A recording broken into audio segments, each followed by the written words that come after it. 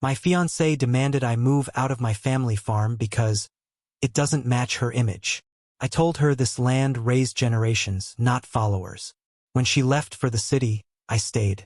Seasons passed, crops grew, and her image faded like a filter no one needed anymore. My fiancée, Emma, laughed at a charity gala in Denver when one of her friends joked, "So, your fiancé's a farmer?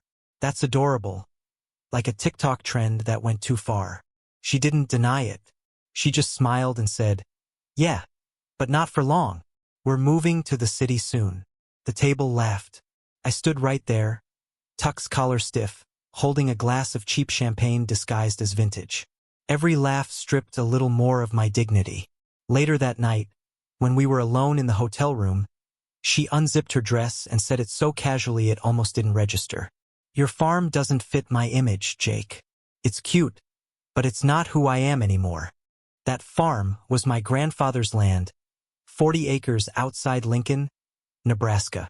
Old, quiet, built with calloused hands and stubborn love. The barn creaks in the wind. The porch smells like pine and coffee. You can hear coyotes sometimes, and the morning light cuts through the fields like it's painting them new every day. She called it an outdated filter. That word stuck in my throat. A filter, something to be swiped away when it no longer matches the aesthetic. Her friends, all of them polished and branded, had treated me like a novelty since we got engaged. The farmer fiancé who wore flannel instead of fitted jackets. The man who fixed his own truck instead of leasing one every 2 years. They asked questions like, "Do you really get up before sunrise? And so, what do you even do in the winter?" As if I were some kind of heritage exhibit they could visit before their Pilates class. Emma used to love the farm. Back when she was still real, before followers and brand partnerships. She'd show up in muddy boots, bring takeout, and joke about naming the chickens after her coworkers. She said the air smelled better out here, that she slept deeper. That version of her disappeared the moment she started saying, "content opportunities," instead of photos. At the gala, under the warm lights, she looked like a stranger wearing Emma's face. Her laugh came a second too late, perfectly timed for attention. I realized I wasn't a partner anymore. I was an accessory. On the drive back to the hotel, she scrolled through photos on her phone, checking lighting and angles. "That last one got good engagement," she said. "We look so balanced. Like opposites attract." I kept my eyes on the road. Balanced. You know, rustic meets modern. It's a vibe. "Glad I'm part of your vibe," I said quietly. She didn't look up. "Don't be dramatic. It's just branding." That night I couldn't sleep. I stared at the ceiling fan and counted the rotations. One for every year my grandfather worked this land. One for every memory she was rewriting for optics. I thought about that first winter she spent here. The frozen pipes, the late-night cocoa, the way she wrapped herself in my old hoodie and said, "I finally feel home." She posted a photo then too. Caption: "Some places don't need Wi-Fi to feel connected." 10,000 likes. 1,000 comments calling her authentic. Now, authenticity was something she wore for events like perfume. The next morning, she woke early to catch a flight to LA, a brand event, she called it. Before she left, she kissed my cheek and said, "You'll see, once we move to the city, everything will make sense. We'll finally live the life we deserve." She meant the life she deserved. The one with high ceilings, rooftop brunches, and magazine spreads. After she left, I walked out to the barn. The morning sun hit the frost on the grass, making it sparkle. I ran my hand over the tractor seat, rough with rust and years. This wasn't a relic. It was my bloodline. I sat on the porch with coffee that went cold in my hands and realized something. Love shouldn't require translation. I shouldn't have to explain why soil matters or why I'd rather smell hay than perfume. By noon, I'd made a decision, not out of anger, but out of clarity. The kind my grandfather would have called clean thinking. If she saw my life as dust, I'd make sure it was the kind of dust that settled on her conscience forever. Emma's flight to Los Angeles gave me 72 hours of silence, enough time to think clearly for the first time in months. The house felt bigger without her voice bouncing off the kitchen tile. I walked from room to room noticing the fingerprints she'd left behind. Designer candles with names like Urban Dawn, a marble cheese board that had never met a piece of cheese, stacks of glossy magazines promising simple luxury. Everything was curated to look lived in, not to be lived with. By the second night, I realized I was waiting for her to text. She didn't. The only buzz on my phone came from the weather app, freeze warning. I drained the pipes, fed the chickens, and sat in the barn office staring at the old deed framed on the wall. My grandfather's name written in fading ink beside a date from 1946. Below it, my father's careful signature from the transfer. A third line waited for mine. I thought about what Emma had said, "Your farm doesn't fit my image." I wondered what image I fit at all. To her friends, I was an obstacle, something to be sanded down before she could ascend. To her, maybe a story she could post when she wanted to remind followers she was once grounded. That night I called my sister, Susan. She answered on the third ring. "Jake? Everything okay?" "Hypothetically," I said. "How do I make sure no one can ever sell my land?" "Hypothetically or actually?" "Both." She sighed the way lawyers do when they know where a story is heading. "If this is about Emma, you need a trust. And you need it before she convinces you to modernize." "I'm not giving her the land," I said. "But I'm not giving it to myself either. I just want it safe." We talked for an hour about irrevocable trusts, trustees, beneficiaries. Words that felt too sterile for something as living as soil, yet somehow perfect. By morning she'd drawn up a draft. While Emma was in Beverly Hills posting stories of champagne flutes and rooftop panels, I drove into Lincoln, signed a stack of papers at Susan's office, and watched as my name shifted from owner to tenant. 40 acres, 2 barns, 1 century-old house, all now owned by a trust in perpetuity. Susan was the trustee. Any future kids of mine would be beneficiaries. If I never had children, it would revert to her 2 boys. When I walked out, I felt lighter and heavier at once. Lighter knowing no one could touch it. Heavier realizing I just built a legal wall between Emma and every dream she had about turning this place into content. That evening I sat on the porch with a notebook. The wind smelled like wet soil and cedar. I wrote the date and one sentence. Today I stopped being a farmer with land. I became a man protecting a legacy. 2 days later, Emma called from the airport. "You'll love this, Jake. I met an architect who specializes in sustainable modern homes. Imagine the PR. Rustic roots meet innovation." "Sounds ambitious," I said.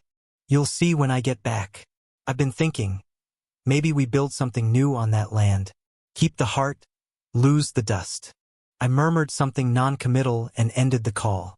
Afterward, I walked out to the field. The soil was frozen, cracked in places, but alive underneath. My grandfather used to say the earth remembers who tends it. I ran my hand through a patch of brittle grass and whispered, "I'm still here." That weekend I cleaned the barn's loft, swept the hay, oiled the hinges, fixed the window latch. Every small repair felt like a promise renewed. By Sunday night, the place looked less like a relic and more like a future. Emma's texts kept coming. Photos of high-rises, captions about potential. I didn't reply. Let her build castles in her feed. I'd already built something stronger, something that couldn't be sold, flipped, or rebranded. When she came home, she'd find out the truth. The farm was no longer hers to dream about, no longer mine to surrender. It belonged to itself now. And for the first time in months, I slept straight through the night.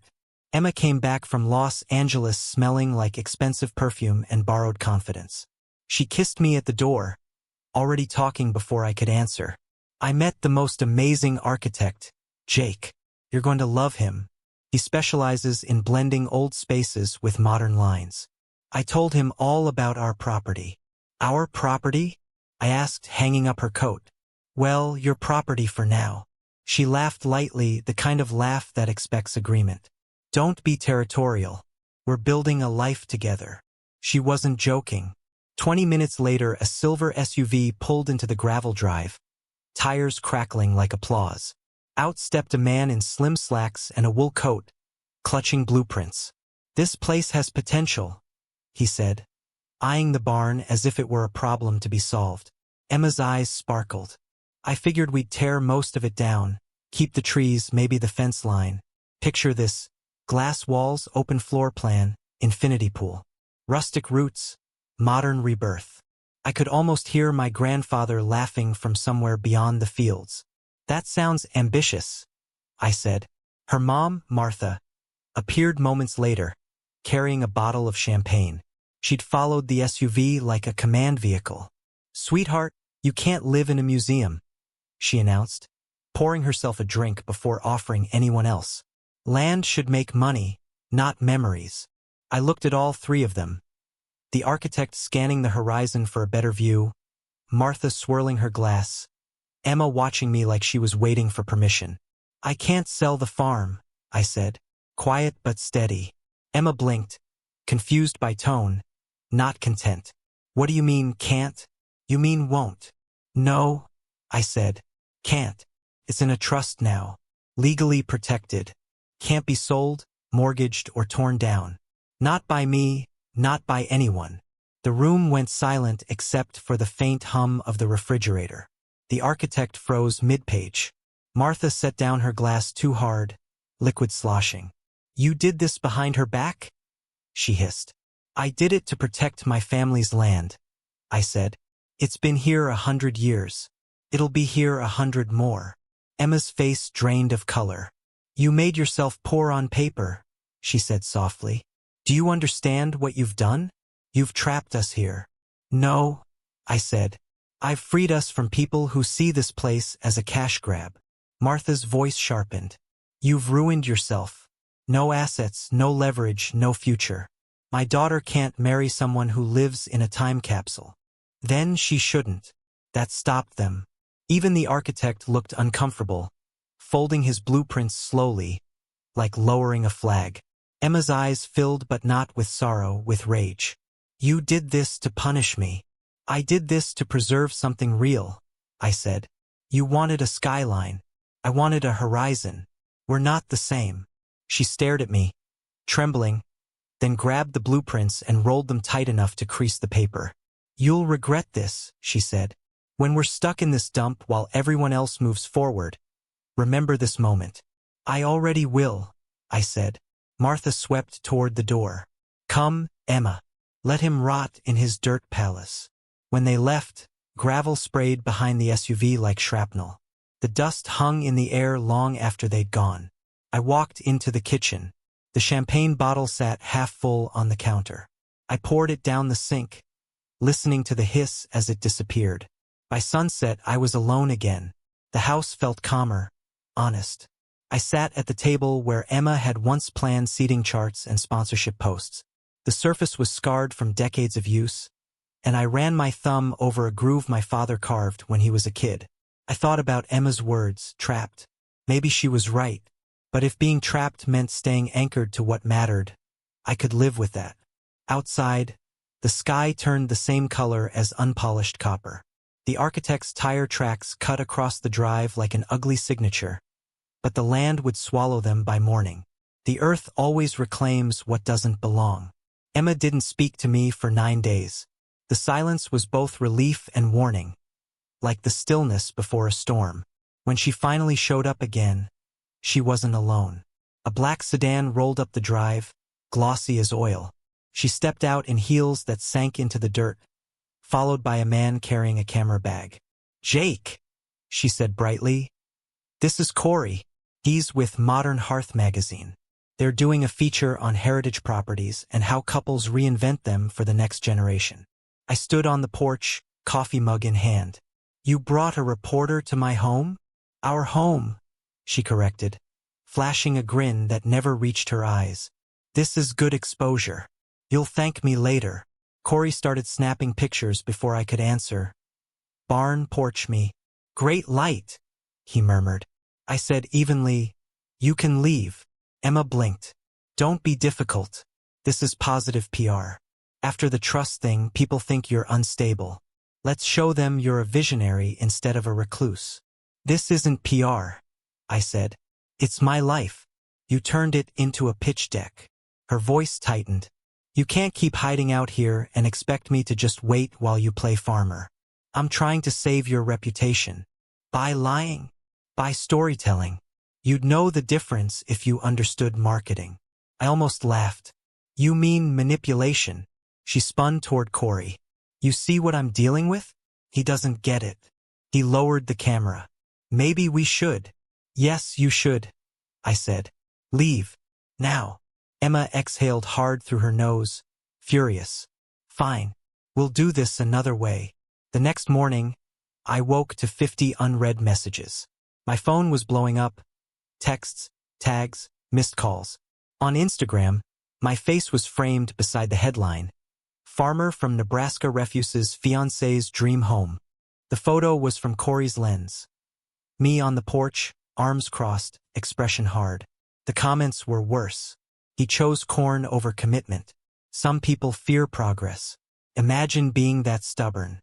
Emma's caption read, Love should evolve with us. Some people prefer staying stuck in the past. I wish him peace on his journey. By noon, my business phone had 3 voicemails from reporters asking for comment. I said nothing. You can't outshout someone addicted to the echo. That night, headlights swept across my window. I stepped outside to find spray paint across the barn door. Dinosaur Farm. The letters dripped like open wounds. I called the sheriff, gave a statement, filed a report. They asked if I had enemies. Just people who think hashtags are currency, I said. When I finally got back inside, I found the ring box on the dresser, her engagement ring still sitting in it, like a promise that expired. I left it there for a week before locking it in the desk drawer. 2 days later, a producer from a morning talk show emailed. We'd love to have you on for a discussion about tradition versus modernity in relationships. I deleted it. My sister Susan came by that weekend. She looked around the barn, whistled at the graffiti. You know this is defamation territory, right? I don't care about the paint, I said. I care that she's turned us into content. She'll keep going until it stops getting her clicks, Susan said. Public sympathy runs on a timer. She was right. Within a week, the comments shifted. Some people started asking why Emma kept posting about a man she supposedly left behind. Others dug up old photos of her posing in overalls, calling her fake. The internet turned, as it always does. I didn't respond to any of it. I fixed the barn door, painted over the slur, and planted 2 new apple trees beside it. My grandfather used to say, when someone throws stones, use them for a foundation. By the time the leaves started to bud, the noise had faded. Emma had stopped posting. The silence felt cleaner this time, earned. I poured black coffee one morning and watched the sun rise over the frost. The farm hadn't changed, but I had. I understood now that she hadn't fallen in love with me. She'd fallen for the idea of being seen loving me. And when the camera stopped, so did she. The lawsuit arrived on a Monday morning, delivered by a courier wearing mirrored sunglasses. The envelope was thick, embossed, and smelled faintly of her perfume, as if she'd spritzed it before handing it off. Inside, notice of intent to seek damages for defamation, emotional distress, and breach of promise. The number, $50,000, sat in bold like a dare. I read it twice, then once more for disbelief. According to the claim, I had intentionally sabotaged Emma's career by withholding access to property integral to her personal brand. She alleged that my refusal to cooperate with her vision had caused her humiliation, lost sponsorships, and irreversible emotional injury. I called Susan. She didn't even sigh this time. Forward everything, she said. I'll draft the response before lunch. By noon, she'd sent me a copy. The tone was surgical. Your client will need to explain her own defamatory statements and the vandalism of my client's property. We look forward to discovery. She ended with a closing line that made me laugh for the first time in weeks. Living close to the land is not shameful. Monetizing love for image, that is. 3 days later, the lawyer representing Emma and her mother quietly withdrew from the case. I learned about it from the court's automated docket email. When a client poisons her own narrative, Even her counsel seeks fresh air. But silence didn't mean peace. Emma pivoted from offense to pity campaign. She posted tearful videos about healing after betrayal, tagging self-care brands between sobs. Comments were mixed, half sympathy, half skepticism. The sponsors she hadn't already lost paused their contracts, pending review. Meanwhile, I kept working. The winter wheat came in strong. I sold a few antique tools to collectors, paid off lingering debts, and sent Susan a modest retainer check with a thank you note for defending the family name better than any fence ever could. Then came the final flicker of drama. One evening near dusk, a sedan slowed by the mailbox. I stepped onto the porch and watched Emma's mother, Martha, emerge in a fur-trimmed coat. She didn't approach, just stood there, arms crossed. "Congratulations," she called. "You broke her. She can't leave the house without shaking." "She broke herself," I said. "She loved you. She loved the idea of being loved here. There's a difference." Martha looked around, at the barn restored to red, at the new apple trees. "All this dirt will bury you, Jake. You'll die out here alone." I nodded toward the horizon. "Better here than suffocating in marble." She didn't have an answer. The engine coughed, gravel scattered, and the sedan rolled away for good. Weeks passed. One of Emma's friends, Meredith, the one who called me quaint, DM'd me from a burner account. "You were right about her. She's moving back in with her mom. Everyone's distancing. PR agency dropped her. She maxed her cards." I didn't reply. Pity is just another form of vanity. Spring crept in quietly. The wheat rippled green. The sky softened. I fixed fences, mended irrigation lines, cleaned out the old chicken coop. Work filled the spaces her noise once occupied. One afternoon, the sheriff stopped by with final paperwork. The vandalism case closed, insufficient evidence. I signed without resentment. Justice wasn't what I wanted, closure was. That night, I opened the drawer and took out the engagement ring.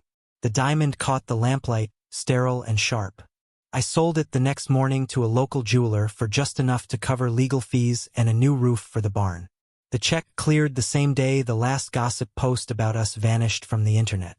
Sometimes revenge is just surviving longer than their relevance.